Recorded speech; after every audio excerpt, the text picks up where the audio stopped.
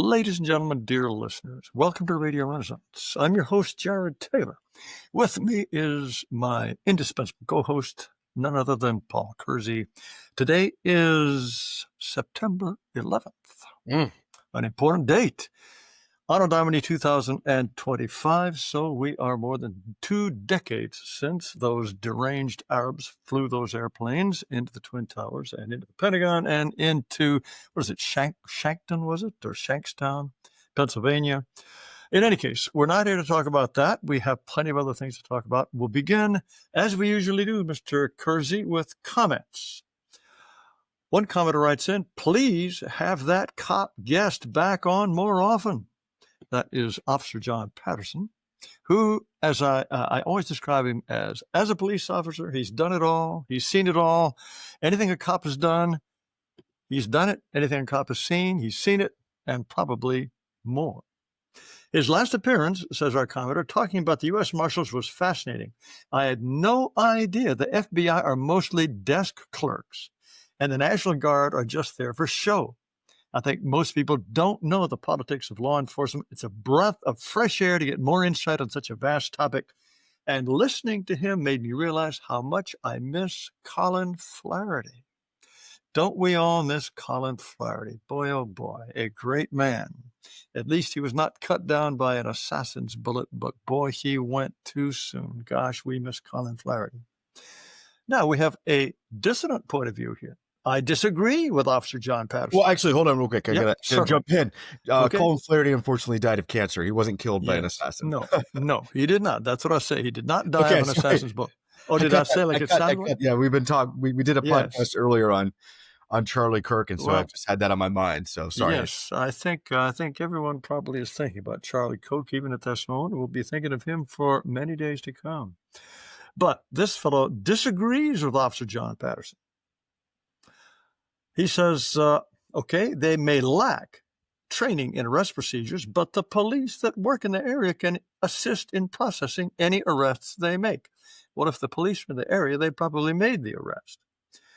Our listener says, I do believe that you need the mayor, governor, and police chief to be on board with the Guard. If the criminals know that mayor and police chief support the National Guard, they will be intimidated. But if everybody's opposed, the criminals, this could lead to violence and possibly shooting at the soldiers. Trump should have started with New Orleans, where public officials are said to be requesting the National Guard. With proven success there, that would put more pressure on Chicago and other cities. Well, I think the National Guard is not purely decorative. As people pointed out, their job is unquestionably they can guard federal buildings. And if you have a real serious riot going on, that is something that you want the Guard doing rather than the local police, because the local police have got other things to do. Other than that, though, I tend to be convinced by Officer John, who says that mostly they are decorative. And if there are no federal buildings being attacked, then, okay, they may intimidate to some degree, but they are not the people who are rounding up bad guys and putting the handcuffs on them. Now, here is one that you'll appreciate, Mr. Kersey. I've enjoyed your podcasts about Hurricane Katrina. Fascinating stuff. Mostly thanks to you, Mr. Kersey, who knew a lot about it. I'd love to hear a podcast about Martin Luther King, maybe around his birthday in January. Commenter continues, I personally have no admiration for the man. Well, personally, I have deep contempt for the man, so I've done you one better, listener. Another comment. A correction on your most recent podcast in which Mr. Taylor said that D.C. hasn't had a homicide for 16 or 18 days. That is not true. D.C. had a 12-day homicide-free streak, but it was broken when someone was shot and killed in southeast D.C. on August 26th. I think I have an idea of the profile of the someone who did the shooting and the someone who did the dying. That is one of the most dangerous zip code areas in the entire country. So we know who's there. Yes, southeast D.C. Additionally, such homicide-free streaks in D.C. are not unheard of. From the same article that pointed out that the homicide-free streak was just 12 days old, and I confirm this. I clicked on the link and read the article, and this is an authentic source. The article says there was a 16-day streak without homicides from February 25th through March 12th of this year. Plus, there were 2 week-long periods without homicides back in April and May.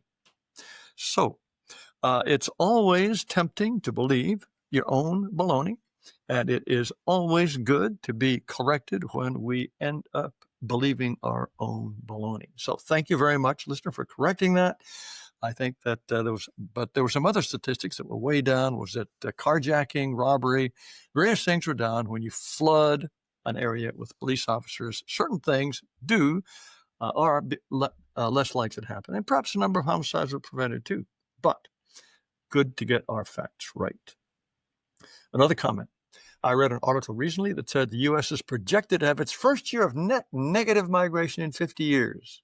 That would be this year, 2025. Obviously, this is still subject to change if immigration policy changes. I don't think that's going to happen under Biden. And if we're just talking about a single year, we only have, 1/3 of it left. So I think this really is going to be the first negative migration year in 50 years. I think that'll be wonderful.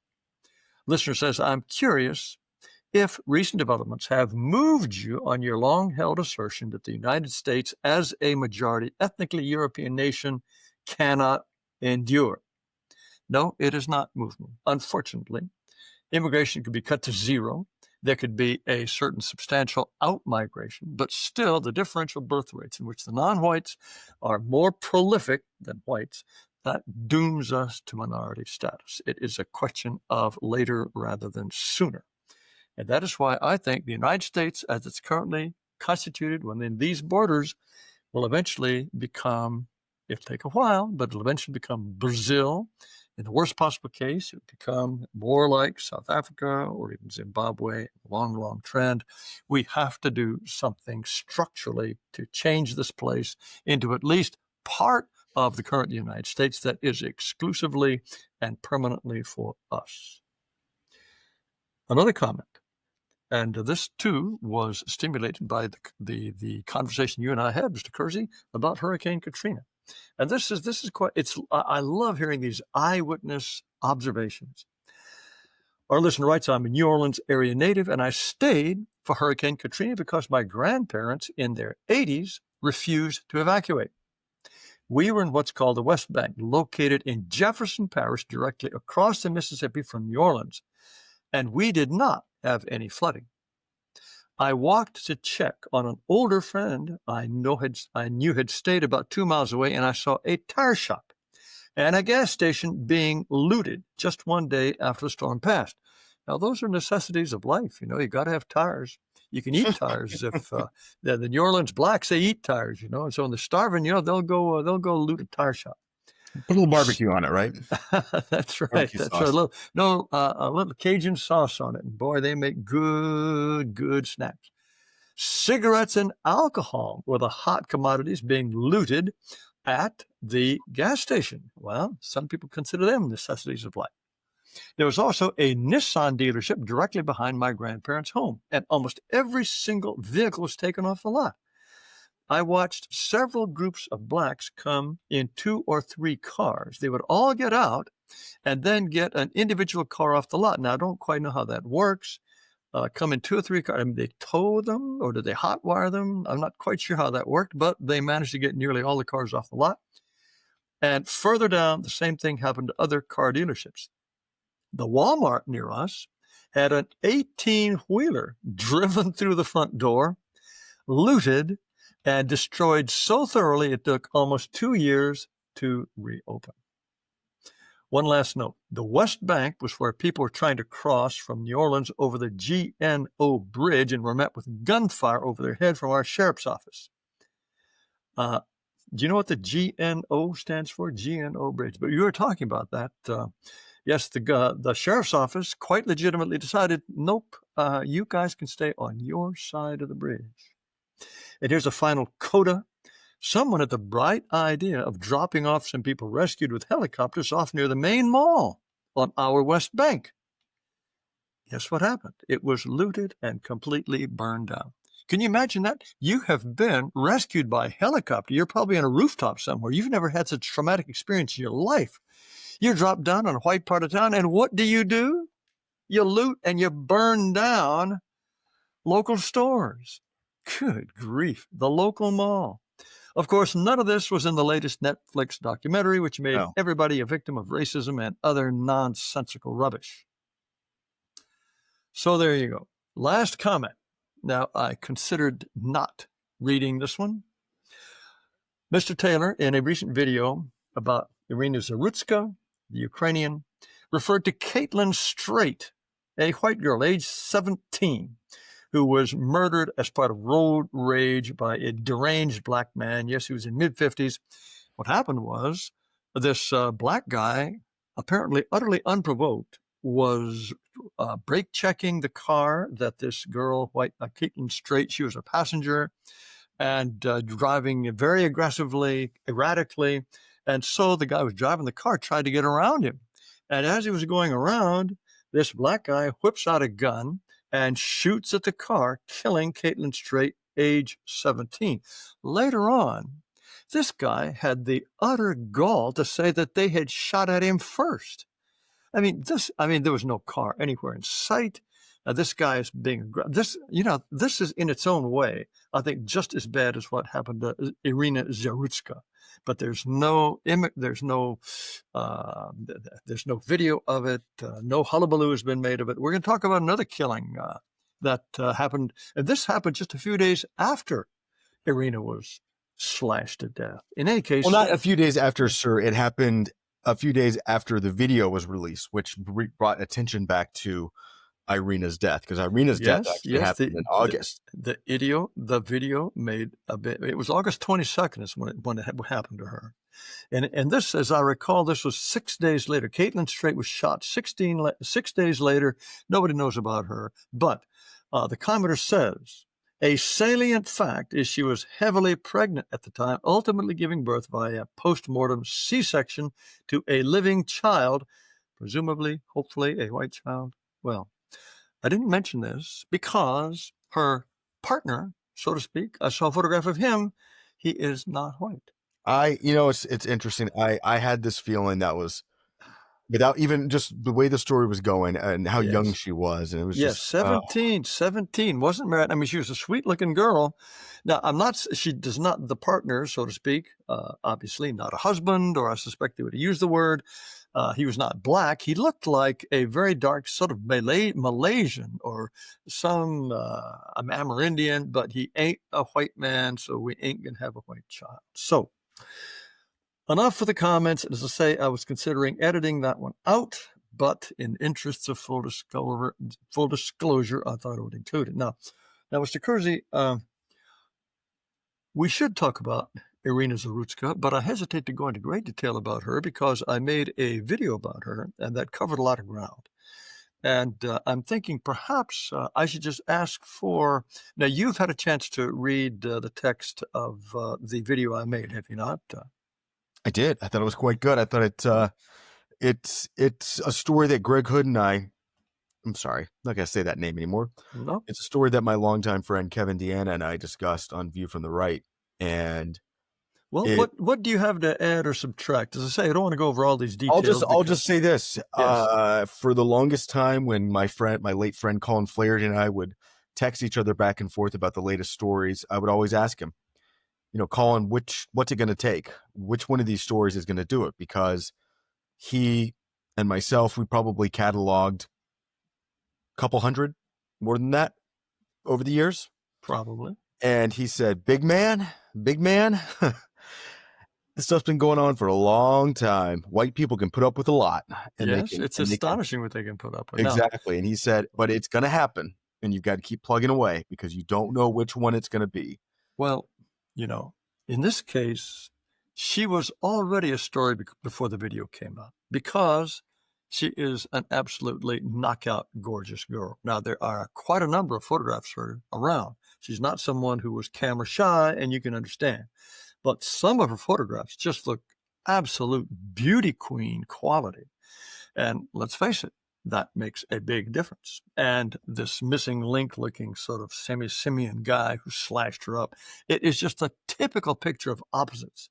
And that was certainly a lot of the visual impact of this is all very, very important. But I'm afraid that 6 months from now, some of us will remember her name, even though it is a complicated name that I have a hard time pronouncing, and a lot of people have a hard time pronouncing. But will anything have changed?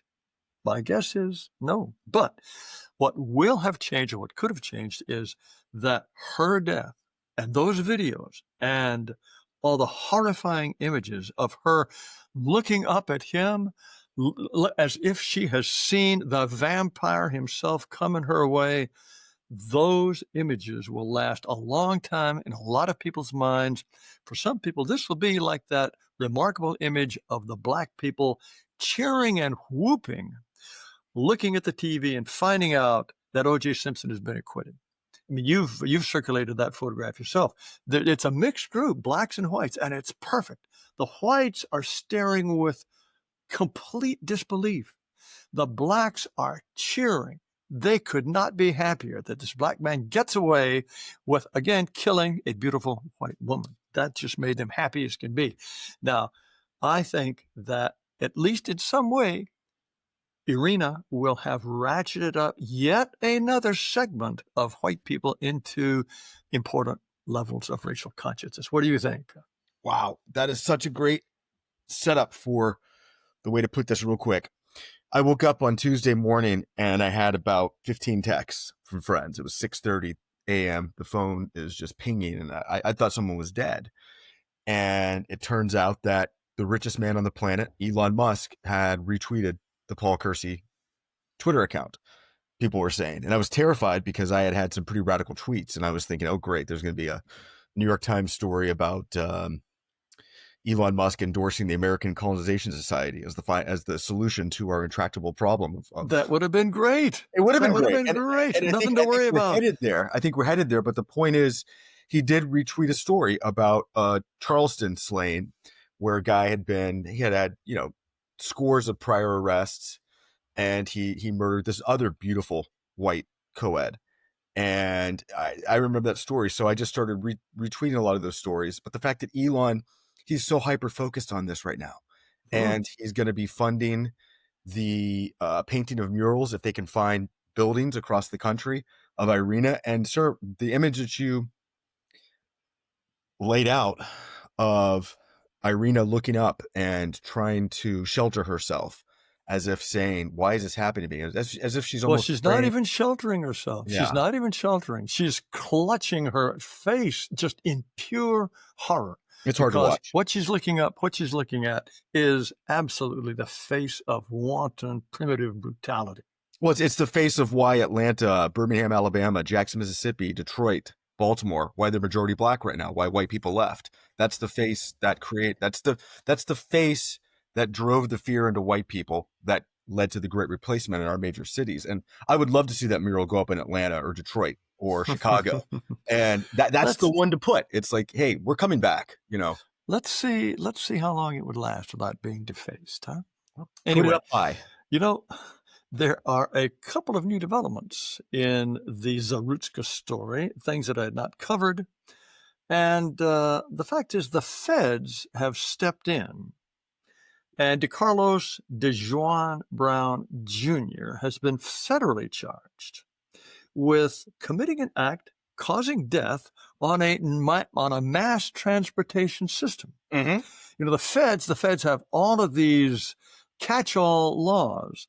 If you commit a crime carrying an explosive, or I can forget what they all are, but this is absolutely typical. You commit an act causing death on a mass transportation system. Now, why do the feds have a law like that? In any case, this is the one that they've trotted out, and they're going to try him on that. Pam Bondi says, we will seek the maximum penalty for this unforgivable act of violence. He will never again see the light of day as a free man.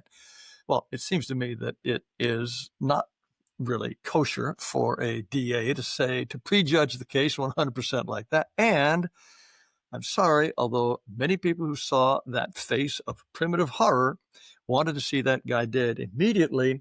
I do not like it, Mr. Kersey, when the feds come marching in and take their own approach to a criminal problem that is, at least in a case like this, likely to be handled perfectly fine by the locals.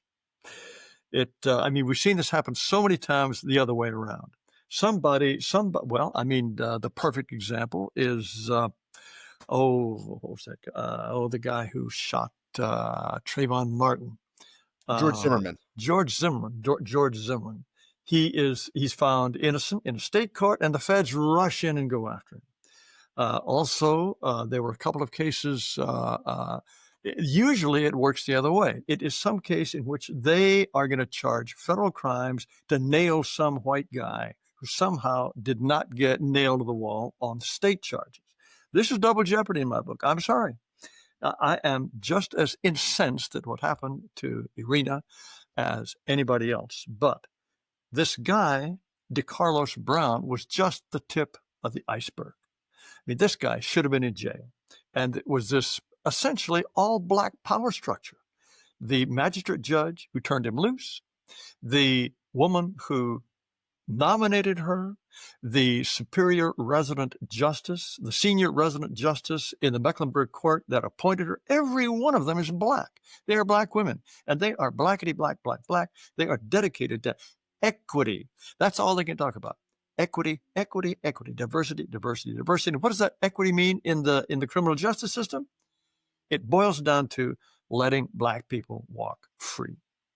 Now, this guy he's got a diagnosis of schizophrenia. He should not have been on the street. But we have a cuckoo system in which all of these blacks have power. They have the power to appoint people who have the power to turn people loose who are going to kill white people. And at the same time, we live in this psychotic zeitgeist in which some guy who is completely off his rocker thinks that all his problems will somehow be solved if he slashes some innocent white girl to death. What kind of world is that? We have created that world in which, much as I despise and wish this guy never to see the light of day, he is almost, as I say, insignificant. He is a pawn. He is the tip of the iceberg. And we've got the rot, as I said in my video, goes so much further. In any case, again, I repeat, and some people won't like my saying this, I do not like the Fed stepping in and doing the job when the local police are going to do a perfectly good job. I am convinced that on state crime, that guy's going to get locked up for a long time.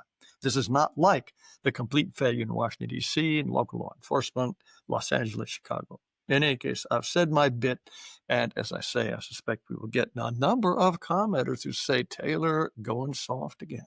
Well, I think this time around the feds are being led from the top down by a far different directive than what was ordered by Barack Obama's administration back in 2012 in Florida. Heavens, yes. Heavens, yes. But it was illegitimate on that occasion, and I think it is not necessary on this occasion. Now, just one little coda to the Irina Zarutska story.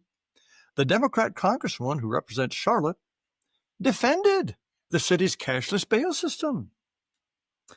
Representative Alma Adams, she says you can't solve everything by putting people in jail. We can't jail our way out of some of the situations that are going on. We've got to look at helping. There are mental health issues. We need to put more support there. Now, when pressed on how come Brown was arrested 14 times before he stabbed Mrs. Zarutska, she said, well, we have to deal with where people are. Yes, where that guy should have been is in jail. And yes, there are problems that we can arrest our way out of. If you take the worst repeat offenders, or if you take the people who have showing the signs of violent, psychotic, complete mental illness and lock them up, you're going to solve a lot of problems. And a guy who's been arrested 14 times, come on. Now, Representative Alma Adams, I'm afraid she fits the pattern of the power structure I described earlier because guess what, Mr. Kersey? And I think you will guess just fine. She is a black woman. Got to let those brothers enjoy the free, fresh air. Can't have them locked up. Boy, oh boy. Well, I'm getting on my high horse here. Well, Mr. Kersey, and in fact, she has a brother who is on to something. Transit crime is going to go down when you lock up just a few repeat offenders. And who is saying that, Mr. Kersey? Who is saying that this is something that Representative Alma Adams would find quite reprehensible? Well, the reason why we have this story is because we constantly hear from the left, you can't arrest your way out of this. You can't arrest your way out of this. And yet we see study after study after study, as you cited in your video on DC and in discussions on DC, sir. There are 200 people that the police know about who are responsible for most of the shootings, most of the violence in Washington, D.C. Go arrest them. Who are they? Go get them. So in this case, Eric Adams, the current mayor, the black mayor of New York City, he's blamed a stretch of transit crimes on repeat offenders amid mounting concerns over violent crimes plaguing the city's subway system, which I did not know this, but the Democrat governor of New York actually sent the National Guard to patrol the transit system in New York City. Did you know that? Yep. I knew that. Hochul herself. Yep. So Mayor Adams, I saw photographs of those guys. They're wandering along the platform with, I don't know if their M16s are loaded, but they're dressed for action. I don't know if they're decorative. I don't know if they've done any arrests. I don't know if somebody's going to just try to push one of them off the platform in front of an oncoming train. That would be exciting. But yep, there they were.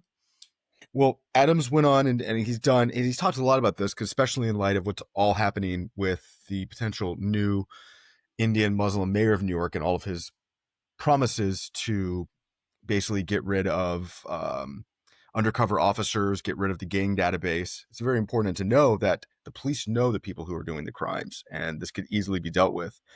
Adams said the root problem lies in a surge of recidivism. He blames a stretch of transit crimes on repeat offenders, and he blames, and he appeared alongside the New York Police Department Chief of Transit, Michael Kemper, and they utilized an infographic to present data revealing the extent of repeat offenses committed by individuals arrested for crimes in the transit system. The data shows, Mr. Taylor, that 38 individuals arrested for assault in the transit system last year were linked to 1,126 additional crimes across the city. Wow. But it doesn't stop there, he said. 542 people who were arrested for shoplifting committed 7,600 crimes in our city. So we don't have a surge in crime. We have a surge in recidivism. Well, that's just it. You have these. You remember back in the old days when there was a certain amount of sanity among the Democrats? Hillary Clinton herself used the word super predator. Super predator. Kamala Harris would slit her wrist before she used a word like that. But yes, there are people known to the police. And the other thing is, you always ask yourself, why are these people on the loose? Now, the other thing about it is, if you start locking these people up and housing them in very unpleasant conditions, and I mean unpleasant, that's going to persuade the others not to do it. Not only are you get these guys out there, they're committing crime after crime after crime after crime. They probably brag about it. They tell other buddies, hey, look at this Rolex I got. Just took it off a white man. Oh, boy, he looked funny rolling around on the ground after I clocked him. And what's going to happen? He gets out. He's not arrested. And all his buddies are going to say, wow, I want a Rolex too. It's just insane. In any case, I'm sorry, I jumped in. No. Yes. I mean, it's just one of those situations where, again, this is where which you kind of bemoaned the feds coming in. I would love it if DHS actually said, "Hey, we're going to put a consent decree on New York City. Give us the data of all this. We're going to go arrest these people. We're going to actually use federal resources to make our American cities safe." And I know you might not like that. Well, the thing about it is, already there are probably billions of dollars in federal block grants that go to the police. The local people who are supposed to know the local situation need to be spending this money effectively. I think it's strictly a matter of will. And if the bad guys get locked up, that is going to discourage the other potential bad guys, of which there are already a great many. And you know something else, Mr. Kersey? If they run out of space in the jail, there's always the death penalty. Did I say that? No, I didn't say that. You said it. I Oh, heard it. oh, I oh, loved it. oh, you heard I it. loved it. Uh-oh, uh-oh. No, I mean that's one of the things about the DeCarlos Irina situation. Yes, President Trump should, the left always pounces on things whenever there's a situation like what we saw in Minneapolis with the George Floyd, Derek Chauvin incident. Derek mm, Chauvin was doing his job, yes, but they were able to say, well, this is indicative of how police treat blacks across the country. We need to defund the police.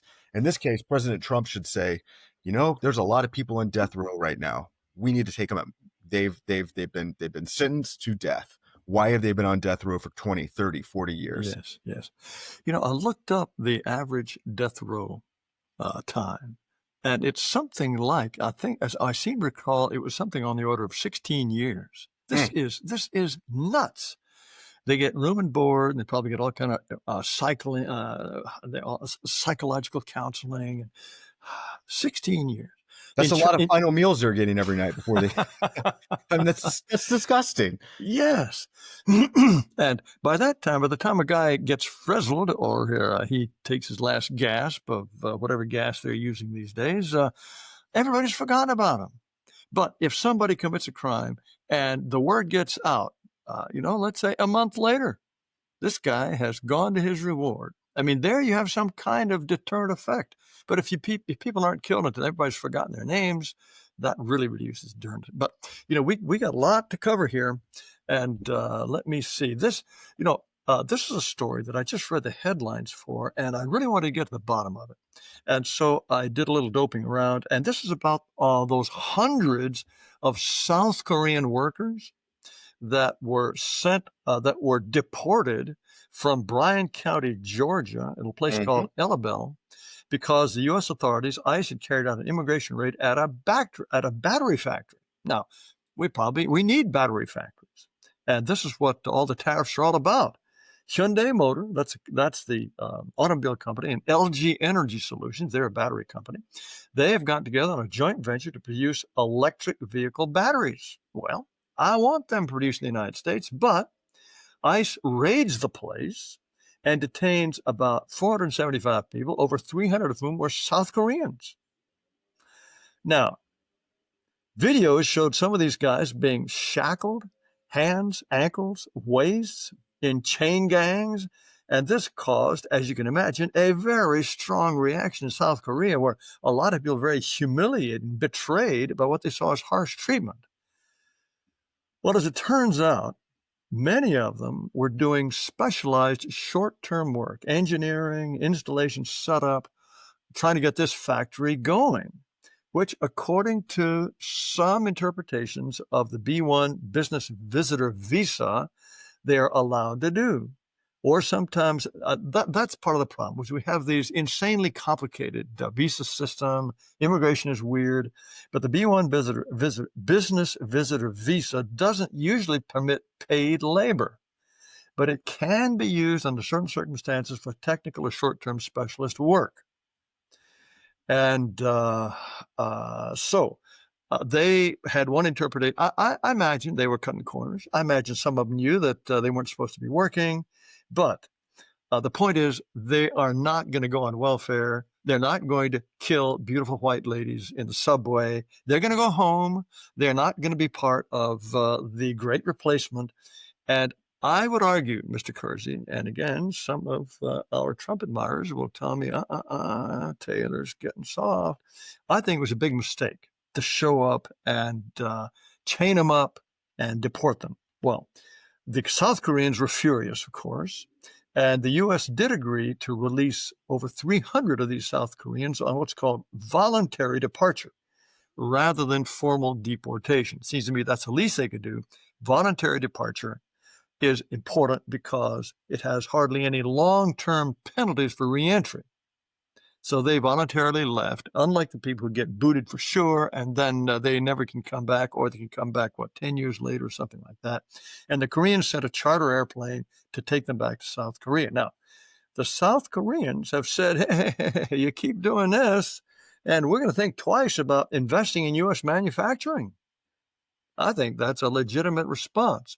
Now, if they were cutting corners, if they were misusing the visas, ICE or whoever had been involved should have sat down to the people who run this company and said, look, fellas, we don't want to ship you on an airplane in chains, but we got to figure this out.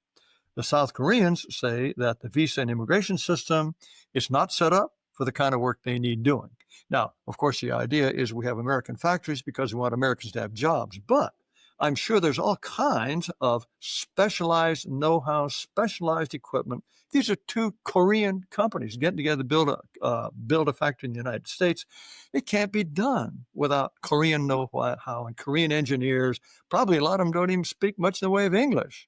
They're over here doing the job, and there's got to be some sort of visa system to make this possible. And I really think ICE blundered in not approaching them in a sort of a, look, fellas, technically what you're doing is wrong, but we need to work something out. So. Well, I just know that this facility was a major victory for Governor Brian Kemp in attracting international investment into Georgia. There you go. Georgia has a lot of that. And yes. Kia, and if you ever see Kias on the interstate, listeners across the country, Kia, they've got a huge factory in West Point, Georgia, which is right on the Alabama. Well, I guess Hyundai and Kia are the same these days. I think they were. It was a Hyundai motor. This is a separate one, but I'm just trying to make the point that Georgia is a very international business friendly state. You have quick access to the busiest airport in the country, and so it is a place that you would hope would also drive the local economy and be an engineer of jobs for Americans. Of course. That's a positive thing. So this is a black eye for Brian Kemp for wanting. Not just Brian Kemp. I think it's a blacker eye for the ICE. Brian Kemp probably didn't know a thing about it. I haven't seen any reaction for him, but he's probably hopping mad. He probably gave them tax incentives. He wooed them. And all of a sudden, they don't get a very warm welcome in the United States. And, I do not doubt that they were probably doing some things that technically they weren't supposed to do. But we need to work it out. We don't need to humiliate people who are building factories in the United States, which is what Donald Trump says he wants to have happen. Anyway, okay, a piece of good news, a piece of very good news. This was a really important Supreme Court ruling. It was a divided Supreme Court. It said that the Trump administration can resume the more or less indiscriminate immigration-related stops in Los Angeles. I mean, that's what's prompted riots that were so severe that it justified bringing in the National Guard. And there were charges of racial profiling. But over the objections of 3 of the justices, I suspect you can imagine who they are, the court on September 8th blocked the judge's ruling that federal agents need a reasonable suspicion that the person they're questioning is an illegal. Now, that was a decision and apparently just, the way they're cruising around Home Depot parking lot, if you got some brown-skinned guy who speaks no English, chances are, he's probably not got a visa. And that's not good enough, said Judge Maame Frimpong. These are the people who are making legal decisions in the United States these days, ladies and gentlemen. She's of the Central District of California, which might as well not be part of the United States. No. She says the government can't rely on a person's ethnicity, what language they speak, and whether they're at a particular location, such as a pickup site for day laborers, or what kind of work they do. You can't rely on that. Now, what can you rely on, Mr. Kersey? I suppose how are you going to know? How would you find out somebody's in the country illegally unless you stop him and question him? Frimpong, God, what a name. I think this is somebody from the Philippines. I've heard of Maame Frimpong before. I don't think she's a Trump employee, a Trump appointee somehow. She issued the temporary order in July in response to a class action suit filed by a group of Latinos, including U.S. citizens who'd been caught up in ICE raids. Now, the administration challenged their right to sue, and said the judge improperly elevated the First Amendment's quite low bar for reasonable suspicion for search and seizure. The government wasn't doing anything wrong, said the Justice Department.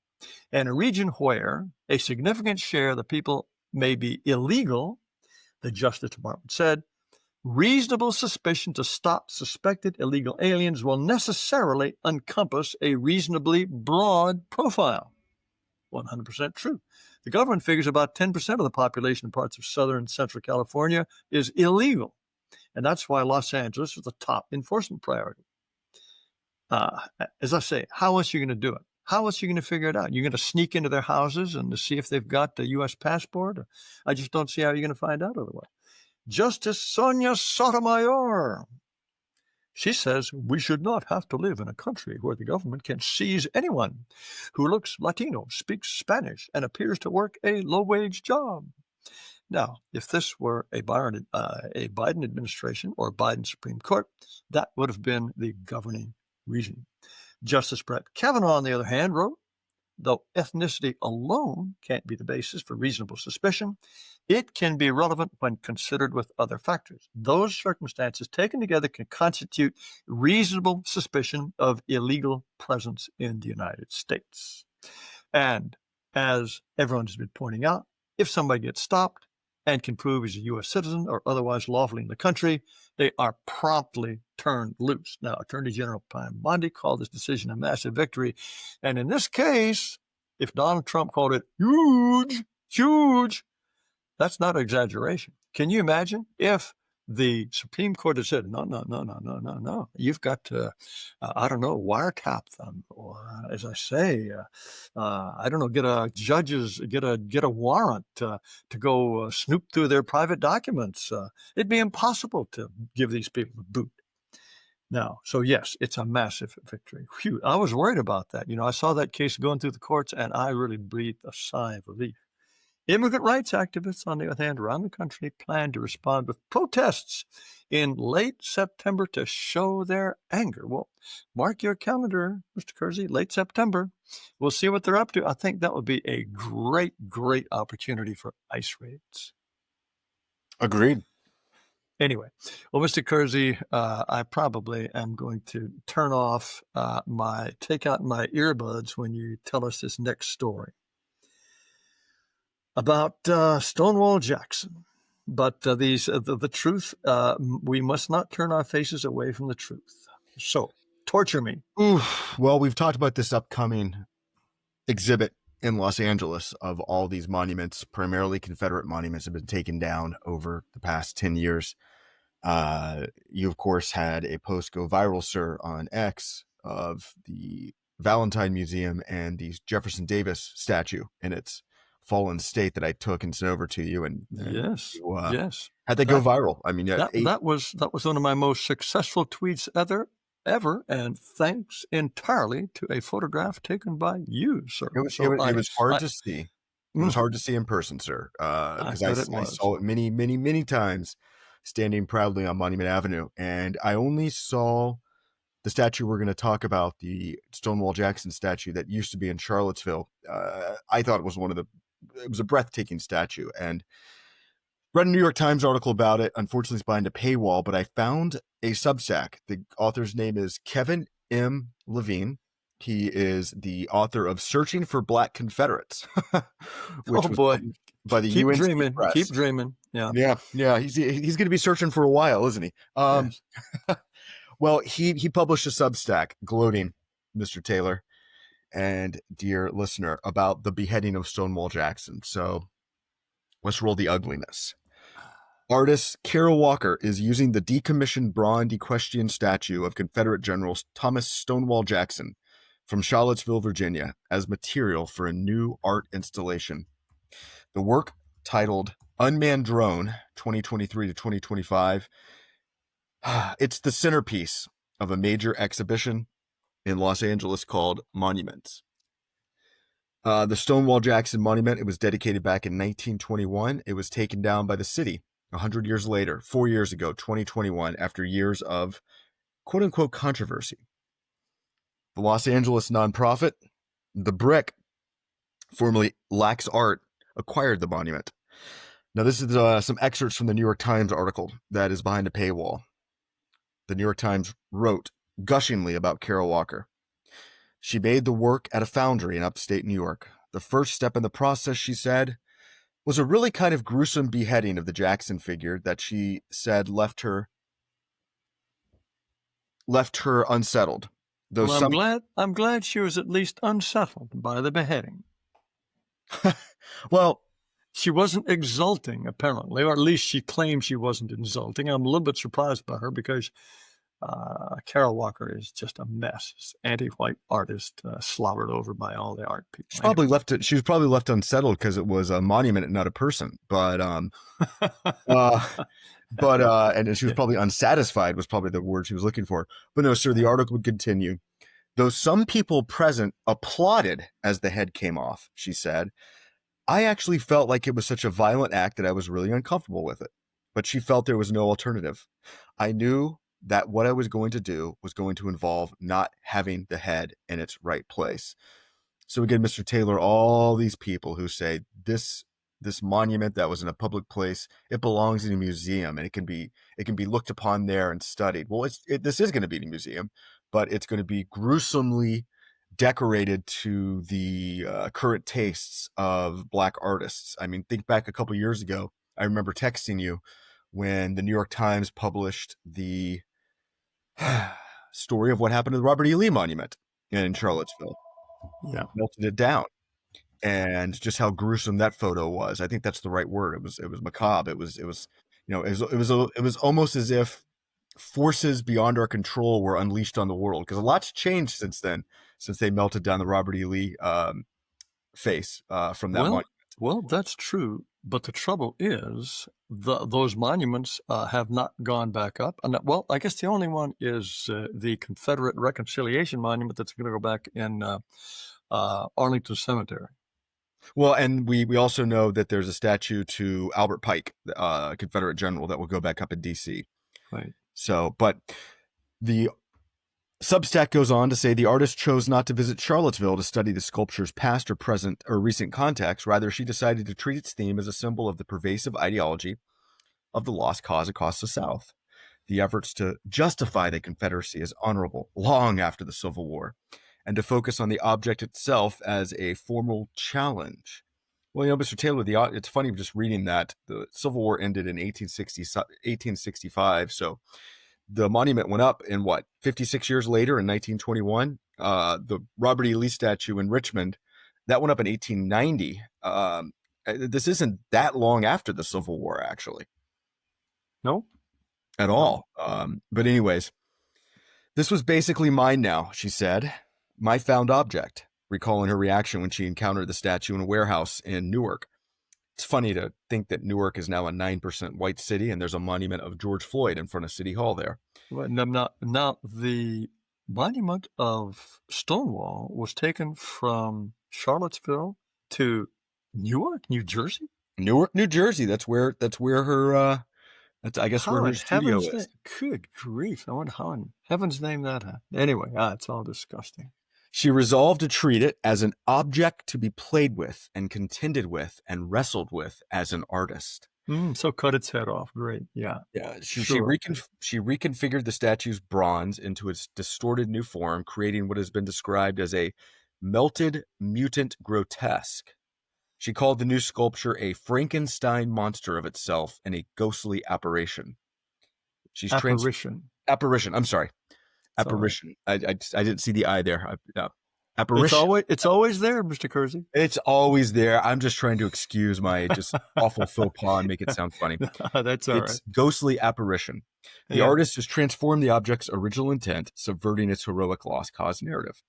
When Hamza Walker suggested getting Carol Walker a Confederate statue, she demurred. Weary, she said, of the high level of spectacle that felt unavoidable with this sort of work.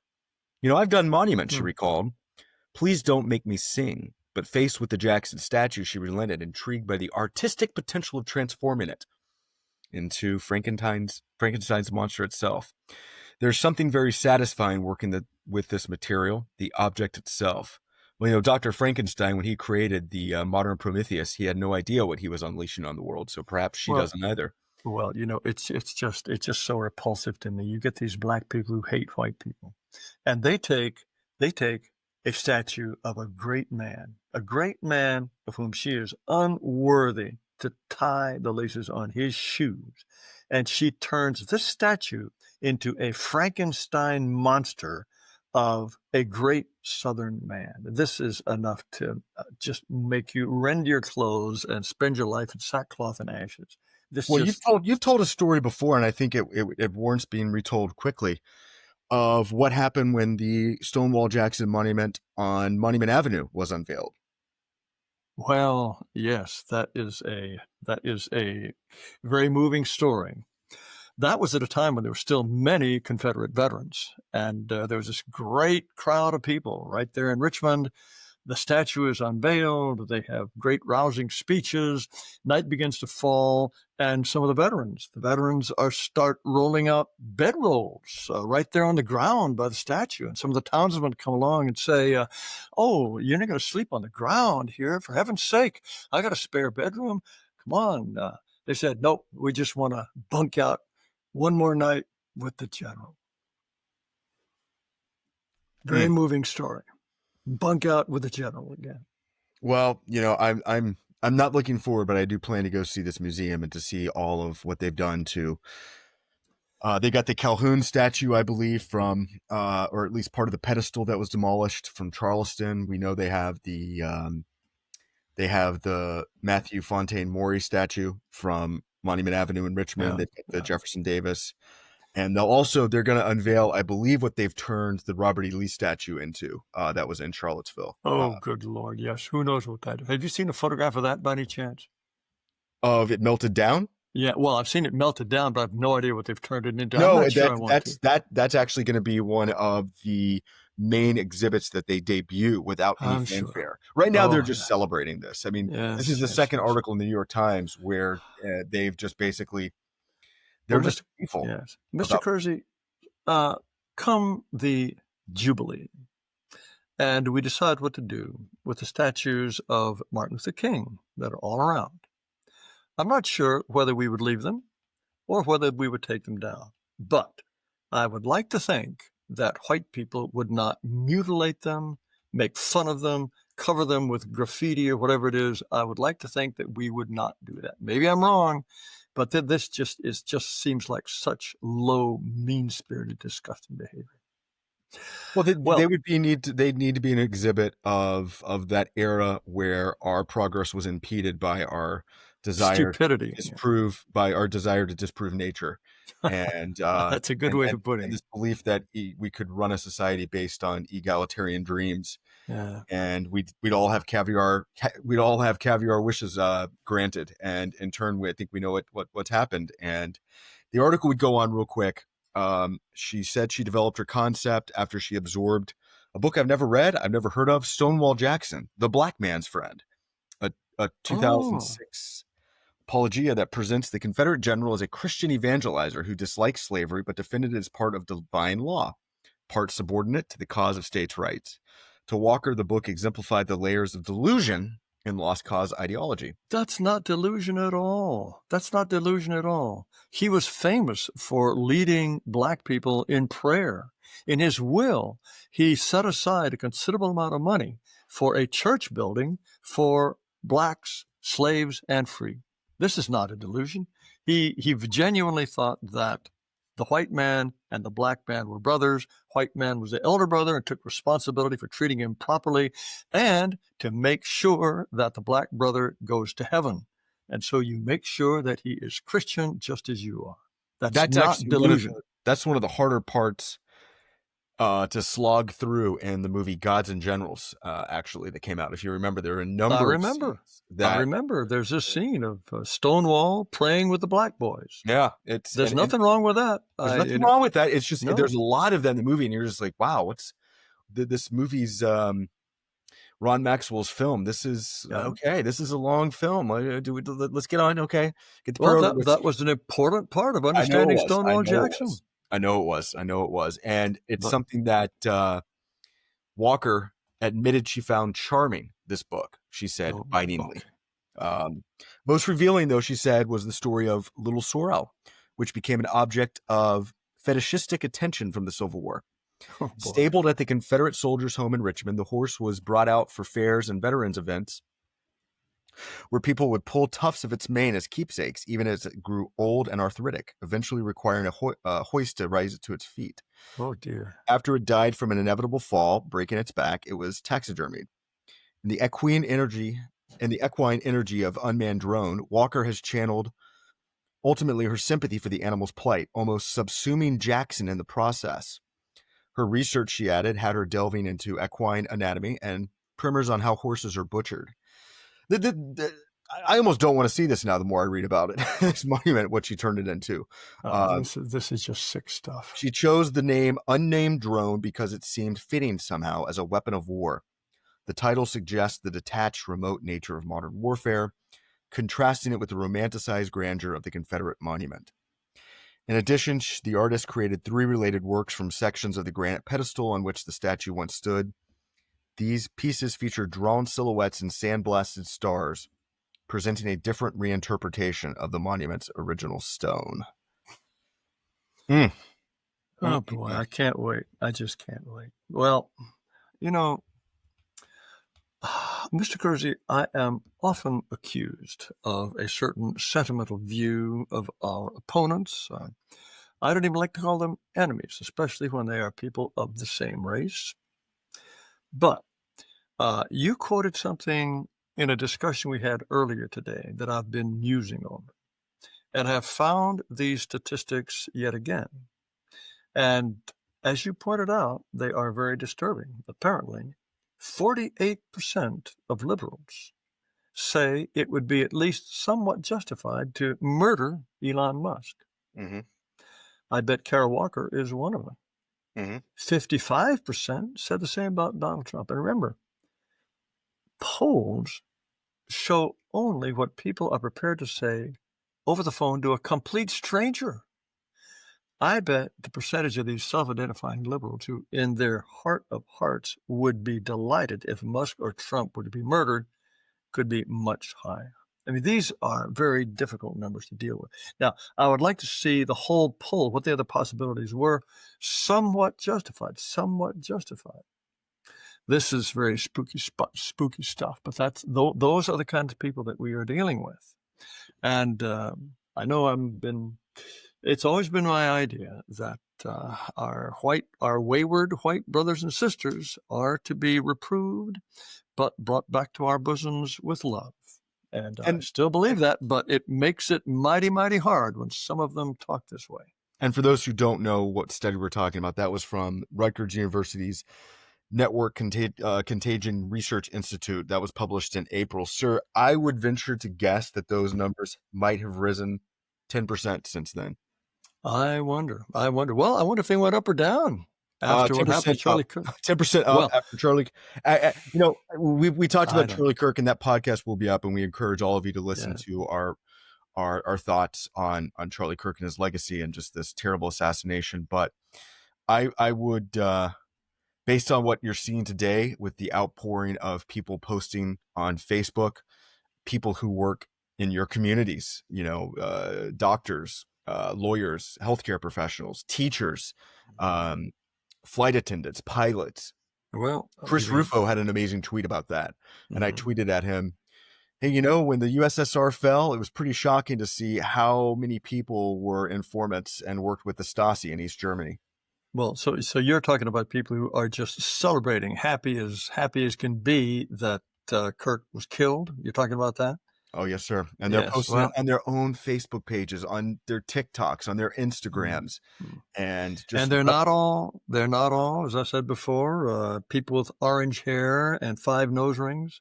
No. These are airline pilots and nurses. And there was a comic book writer. There was a comic book writer who got her comic canceled, who did have a nose ring. And people were pouncing. And, someone who I really respect, Helen Andrews, she put out an amazing tweet, sir. She said, getting people fired won't bring back the dead, but the number of people fired for equivocating about this assassination is one that will be quoted on in history books. And I want the number to be as big as possible, the better to show that we've finally had enough. Well, let's end on a somewhat light-spirited, light-hearted little episode. I don't know if you follow this, but ICE raided a construction site near the CIA headquarters. This just last Wednesday. And some of the fleeing workers, I mean, they just dashed off in every possible direction, and some of them tried to hop the fence surrounding CIA headquarters. Well, apparently there's an outer fence, and these are illegals after all. They're good at jumping fences, and so they got over the outer fence, but apparently they found themselves caught between two fences because there is a larger fence inside the lower outer fence. So the fence hoppers got stuck in between the fences, and I assume they were turned over to ICE, which is exactly where they belong. In any case, we've run out of time, Mr. Kersey. Happens every week. And ladies and gentlemen, it is a true joy and a privilege and an honor and a pleasure to spend this time with you. We look forward to doing the same next week. In the meantime, thank you very, very much.